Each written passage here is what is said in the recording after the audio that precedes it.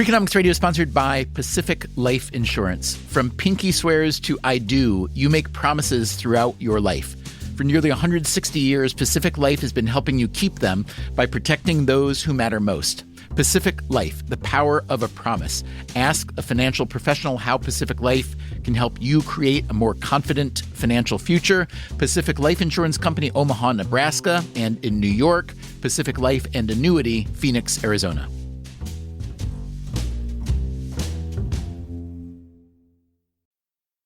Freakonomics Radio is sponsored by Hotels.com. Hotels.com gives you access to hundreds of thousands of hotels worldwide. And when you join for free, you can save up to 20% instantly with member prices.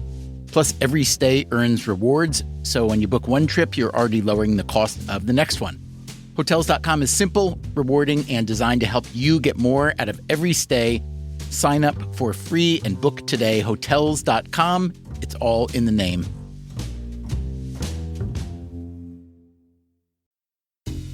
Freakonomics Radio is sponsored by TalkAboutPD.com. Let's talk about Peyronie's disease, or PD. It's not widely talked about, and some men may feel reluctant to bring it up, but it's more common than you would think. PD can happen when scar tissue builds up under the skin of the penis, causing a curve with a bump during an erection that for some men may lead to pain during intimacy and impact mental health. A trusted urology specialist can help diagnose PD and walk you through your options, including non-surgical treatment. Visit talkaboutpd.com.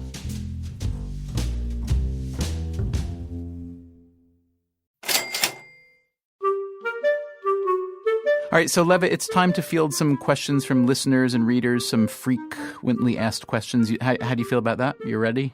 I'm ready to go. This is your favorite part of life, isn't it? Well, I like being able to just jabber for 30 seconds about something I don't know that much about and then move on to the next thing. That's why we're here. All right, here's one from a reader named Sebastian Savoy. Sebastian writes to say, is it safe to sneeze with your eyes open? That's the best question we can get from a reader?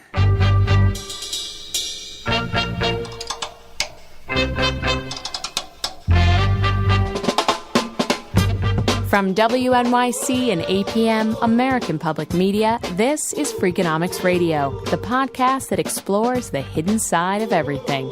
Here's your host, Stephen Dubner.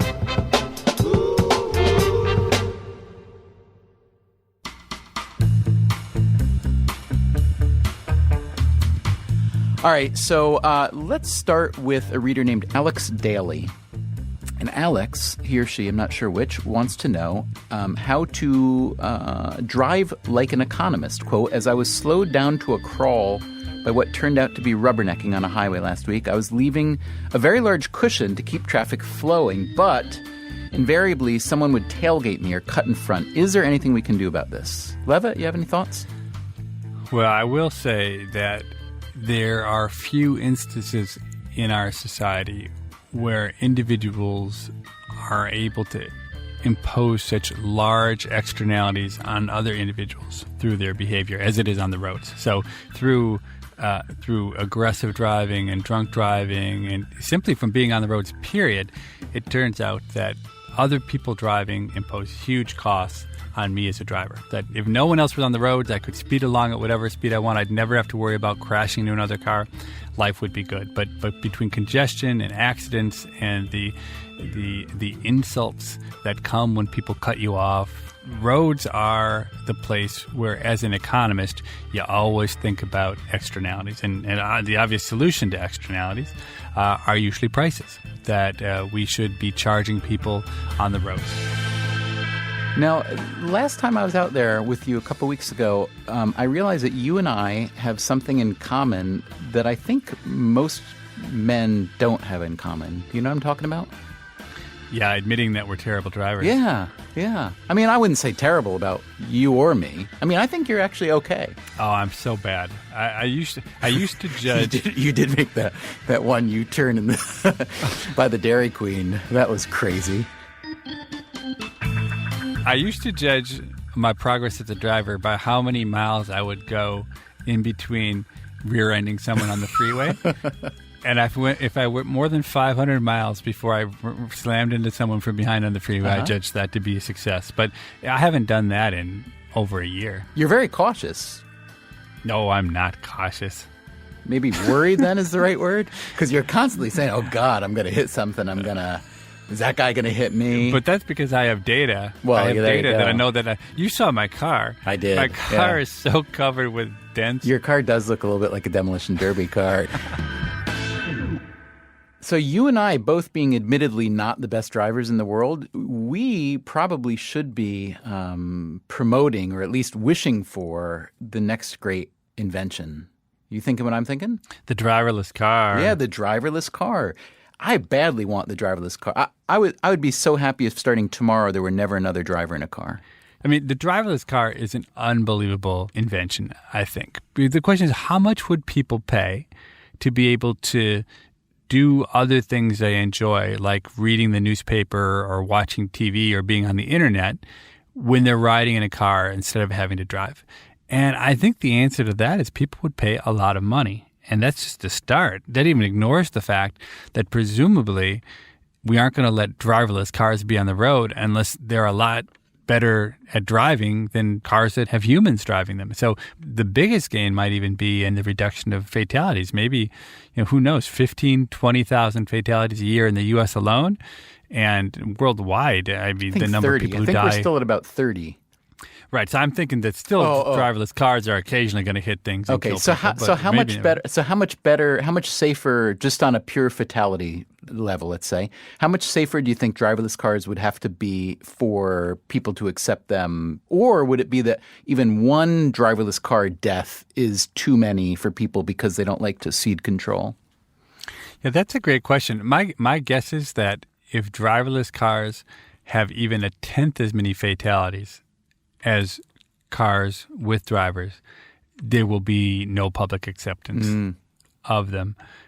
Maybe even a 20th. And part of that is just the strangeness of the human psyche and the fact that being out of control is costly, that people like to feel the sense of control that comes with being behind the wheel. But part of it, I think, is rational in the sense that if I am a safe driver, my likelihood of being in a crash is much, much lower than the average fatality rate. So if I'm just driving in the middle of the day and driving well, my chance of dying on the roads are extremely small because I'm not driving drunk, because it's not late at night, because I'm not having a one-car crash going off the road.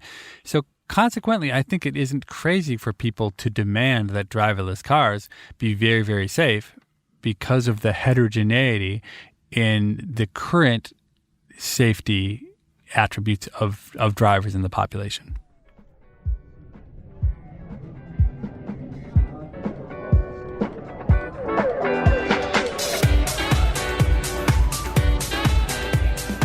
All right, here's a question from a reader named Eric who says, I think even I know the answer to this question.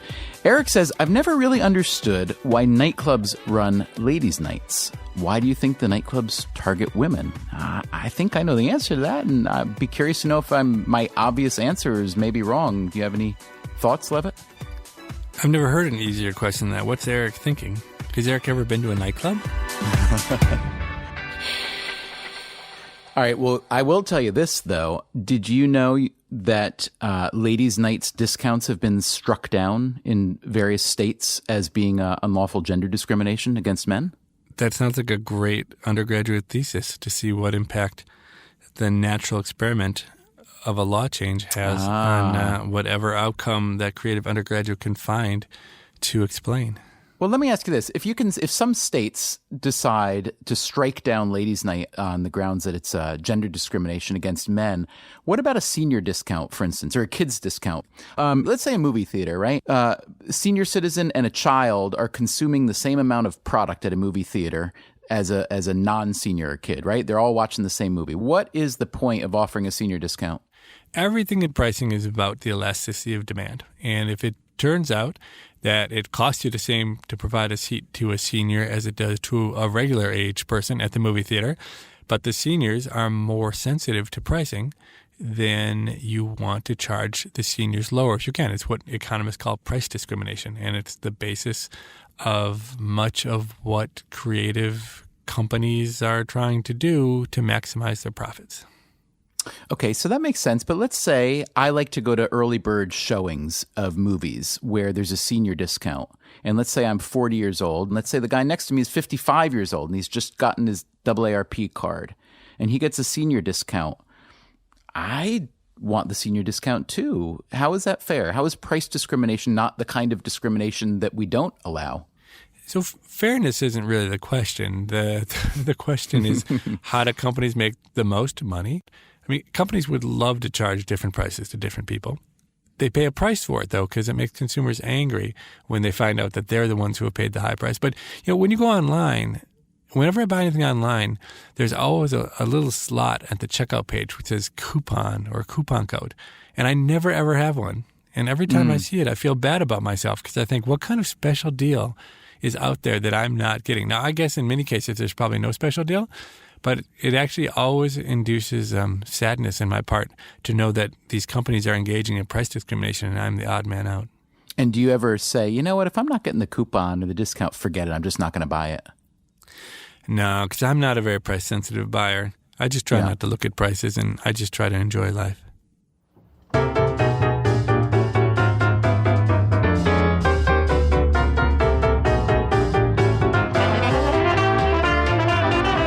All right, so here's a reader named Quinn wants to know, to either or both of you, what's the most embarrassing mistake you've ever published?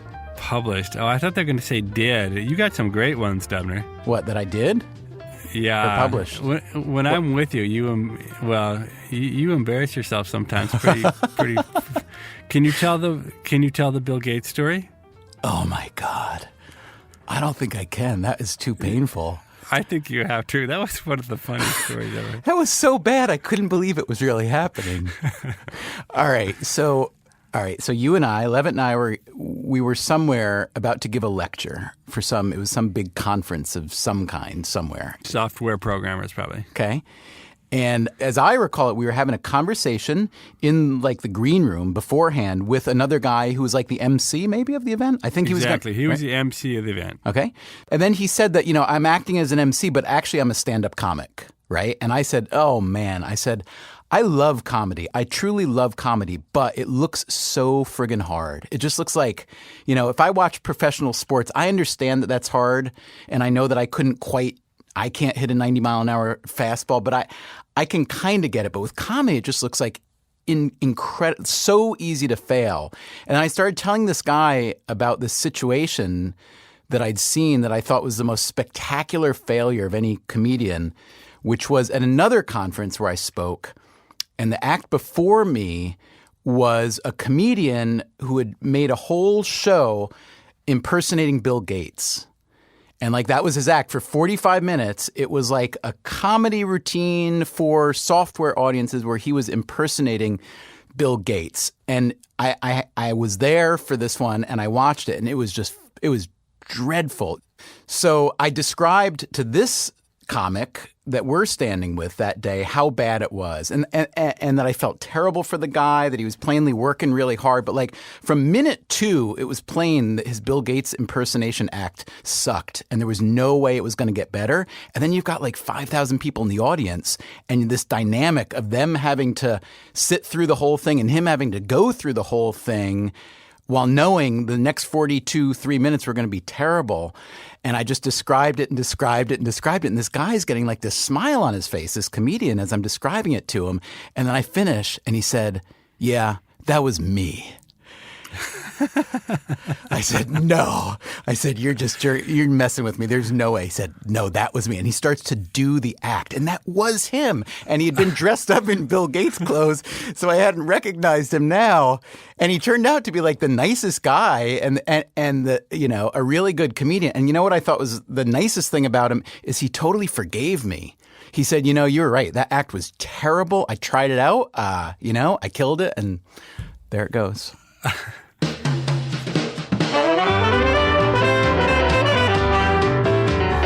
So the worst thing we've done in print, though, I'm sure I've done many things to embarrass myself in print on the blog. Oh, all right. So here's what I remember about one of yours. After our first book came out and we had our blog going, and the blog was kind of, turned into something bigger than we planned for it to be. And then the New York Times offered for us to put our blog on the New York Times site, which was, pretty cool. And so they asked if I would do a couple interviews with newspapers that wanted to, write feature stories about it, like right the day it was coming. And one of them was for the New York Observer. And they asked me, why does the Times, trust you guys, basically, outside bloggers? And I said, I used to work at the Times. I adhere to those standards. Levitt is, academic, University of Chicago. And I said, and it's not like we're going to issue some fatwa, against somebody on our blog. And then the very first day of the blog, your first blog post is, can anyone give me some really good ideas? If I were a terrorist, how would I want to attack the United States? It wasn't that. I also gave them my best idea. Yes. Of how I would attack the United States. And the comments started melting down the Times' software. Like they moderated comments. They couldn't moderate them fast enough. And then they shut off the comments because they felt like it was turning into a kind of cesspool hate war. It was mostly against this hate was mostly against you, from what I recall, right? Oh, yeah. It was all against me.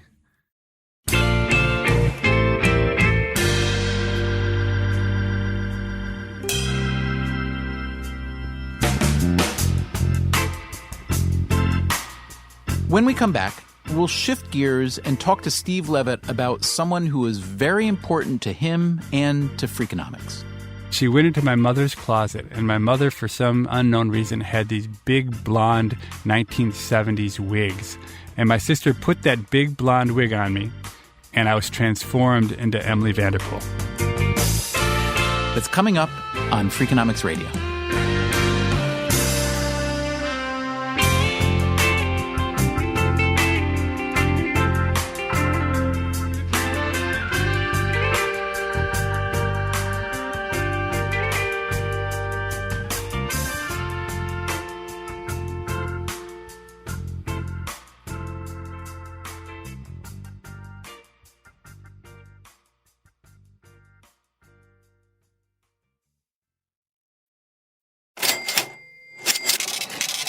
From WNYC and APM, American Public Media, this is Freakonomics Radio. Here's your host, Levitt and Dubner.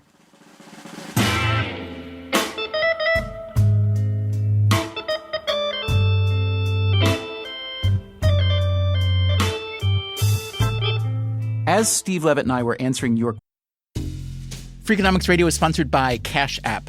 Bitcoin is often talked about as an investment, but it was built to be used. With Cash App, you can actually do that. Send Bitcoin instantly, pay at local Square businesses that accept it, or move it to your own wallet whenever you want. It works more like real money and less like something locked in an account.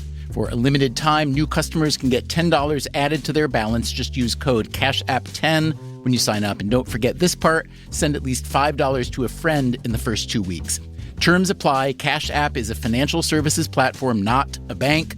Banking services provided by Cash App's bank partners. Bitcoin services provided by Block Inc. brand. For additional information, see the Bitcoin disclosures at cash.app/legal/podcast.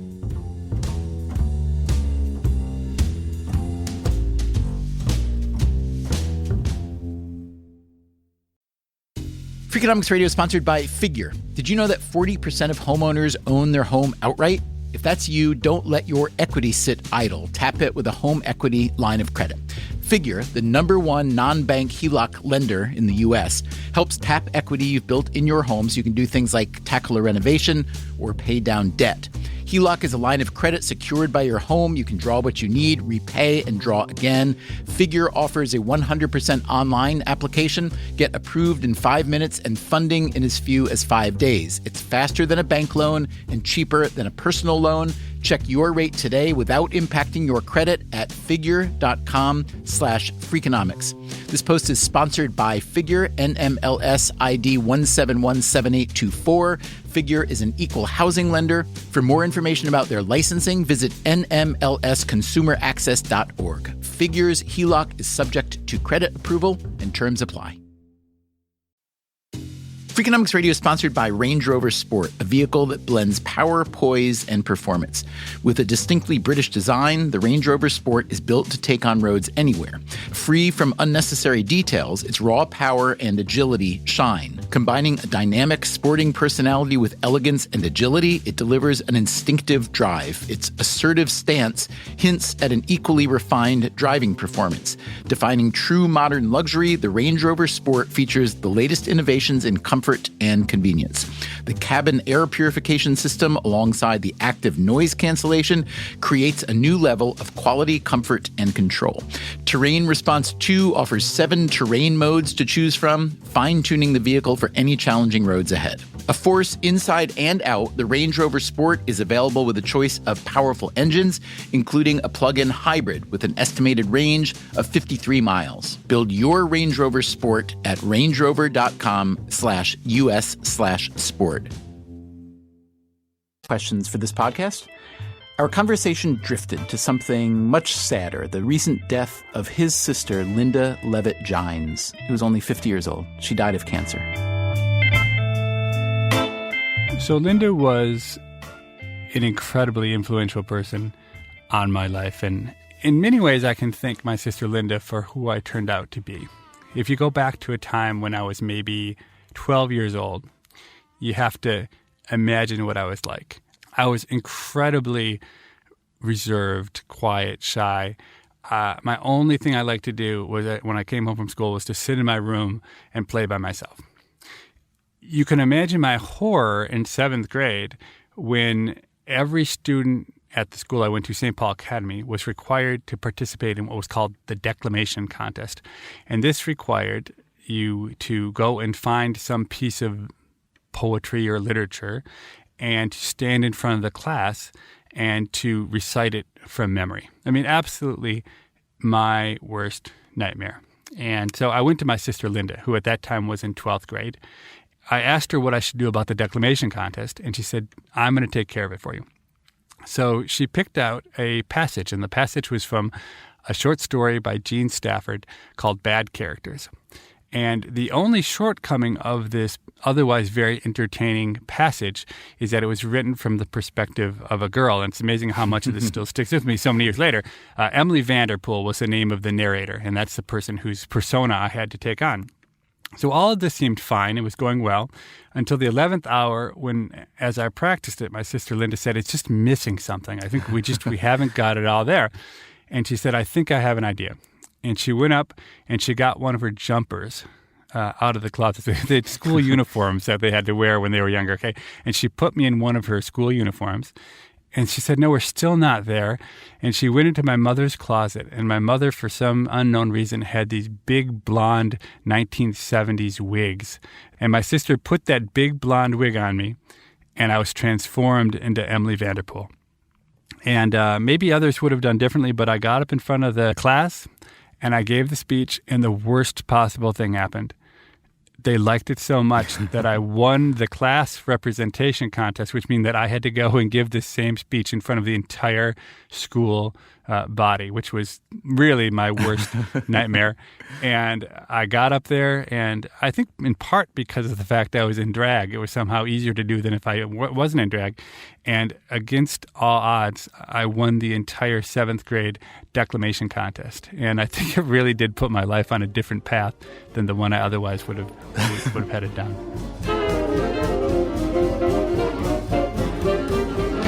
You know, it's interesting because it wasn't the only time when I turned to her. Really, my sister Linda was unusual in the sense that she was the very best at what she did. When it came to words and creativity and jingles and titles, I literally have never met in my entire life anyone who even came close to her. Well, Levitt, in fact, there was one word that she made up that was particularly important to us. Do you remember that night a few years ago? I was visiting you in Chicago, and we were up in your attic with Linda, and she told us the story of that particular word. I do remember that. I remember that well. So I'm on vacation, and Steve hands me a sheaf of papers, and he tells me, I've written a book I've gotten a tremendous amount of money for doing it and feeling a little guilty because really all that's going to happen is it's going to end up on the remainder tables of college bookstores across America. So to make me feel a little less guilty, let's give this book a chance. If you could take your creative powers and give it a really imaginative name, I could sleep at night. So, of course, I was happy to do that, and I was happy to read the manuscript, which I thought was very good. And pretty much the minute I was done reading it, the name Freakonomics came to me. When Steve called me to see if I had anything, and I said, I've got a few things, but I'll tell you the leader is Freakonomics. He said, that is brilliant, thank you. I said, oh, it's all right, it only took me 10 minutes. So, Levitt, do you remember the publisher's response to the title Freakonomics? Oh, they hated the title Freakonomics. I mean, I think what they said to us was, we gave you way too big in advance to call this book Freakonomics. I dug up some old emails. Let me read you a couple. So this is from our editor at the time, our editor on Freakonomics. She wrote, Dear Stephen and Stephen, I just presented the book to our sales department. That means where the editor kind of talks to the sales department about what the book is and how they're going to market it, blah, blah. And they were over the heels in love with it. I don't know that phrase. I guess head over heels in love with it, blah, blah, blah. However, all capitals, however, they're a bit uneasy with the title. They felt that while it was catchy, it did not indicate what the book was about. They asked for something like The Tipping Point. I pointed out to them that unfortunately that title was already taken. What do you guys think? Now, the funny thing about that is in publishing speak, when she says they were uneasy, that means they hated it more than anything because no one in publishing will ever tell you the truth. I've never heard one word of bad news conveyed honestly in publishing. Finally, we went back to Linda and said, look, the publisher, we think Freakonomics is great, but the publisher hates it. Can you come up with another list? And she did. Now, I'll read you a few. Tell me what you think of these. These were Linda's second or third or maybe even fourth list. Economics Gone Wild. I guess like Girls Gone Wild. Not so good. Not so good. Dude, Where's My Rational Expectation? Bend It Like Veblen. That's get some clever points. Yeah, I mean, it's not really a title, but that's very clever. Then there were a few late entries. You remember the late entries? I remember one of your gems, E-Ray Vision. E-Ray Vision, that was so bad. I always liked that. I thought that wasn't like bad. Economist. That was dreadful. And then, finally, September of 2004, here is the final note from them. Okay, we have finally decided to go with Freakonomics. You know, if things had turned out differently, this wouldn't be the Freakonomics podcast. This would be the Bend It Like Veblen podcast. What do you think of that? I dare say that if the book had been Bend It Like Veblen, there wouldn't have been a podcast. But what do I know?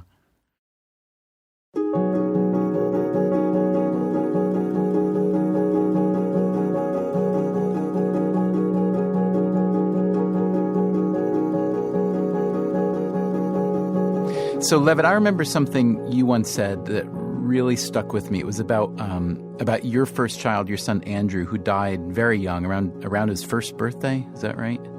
Yeah, 9 days after his first birthday.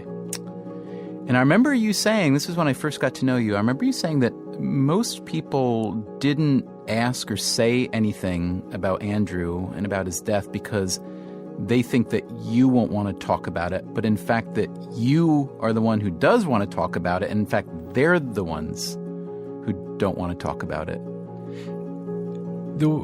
I think a lot of people don't want to talk about the death of someone else's loved one because they fear that it will bring up bad feelings and memories for the bereaved. But if you've ever been bereaved, you know that you feel the weight of the loss all the time. It's always in your mind. It's not like you forget that your son died or forget that your sister died. So it's crazy to think that by bringing up the name of the person who's died or a story about the person who's died, you're dragging someone back to a place because they're always in that place. Mm-hmm. Is the same thing true with the death of your sister Linda now, that you are kind of I don't know about happy or eager to talk about, if those are the right words, but you want to talk about it, as opposed to people who might know but would shy away from asking you about it, thinking that you don't? Yeah, maybe I'm unusual, but I love to talk about my son Andrew. I love to talk about Linda, and really Linda in her own way was so special and so alive. I mean, it's a strange thing, because she was really a homebody. She's like me, tremendously antisocial. She would much rather be at home than actually talking to people. But unlike me, she had this amazing gift where every time she entered the room, she became the center of attention. I really cannot think of a time when she was in a room where she didn't become the focal point of everything that was happening. And I think that aliveness that she had really lends itself to be talked about.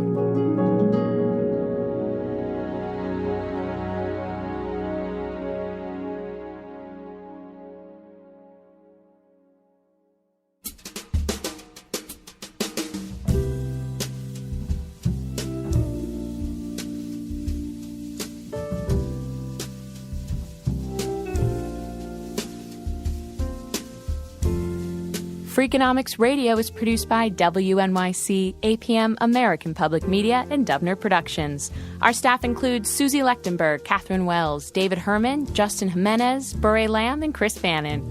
Colin Campbell is our executive producer. If you want more Freakonomics Radio, you can subscribe to our free podcast on iTunes or go to Freakonomics.com, where you'll find lots of radio, a blog, the books, and more.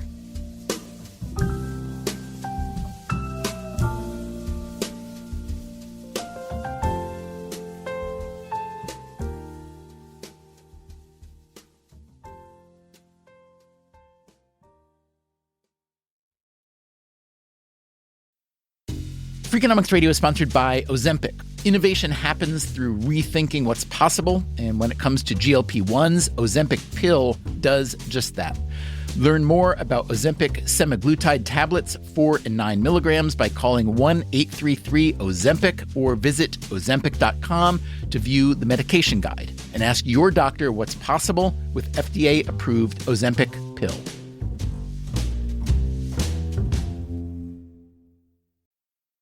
Freakonomics Radio is sponsored by Vitamix. According to the LA Times, the average American home contains 300,000 items, including a staggering number of appliances. All those gadgets, just clutter. But there's one tool that delivers what a dozen others only promise. From pureeing to chopping, Vitamix blenders bring the power of an entire kitchen to your countertop, offering enduring performance and precision you can count on. In a world full of clutter, do more with less. Visit Vitamix.com and shop now. Hi, I'm Angie Hicks, co-founder of Angie. When you use Angie for your home projects, you know all your jobs will be done well. Roof repair? Done well. Kitchen sink install? Done well. Deck upgrades? Done well. Electrical upgrade? Done well. Angie's been connecting homeowners with skilled pros for nearly 30 years, so we know the difference between done and done well. Angie, the one you trust to find the ones you trust. Find a pro for your project at Angie.com.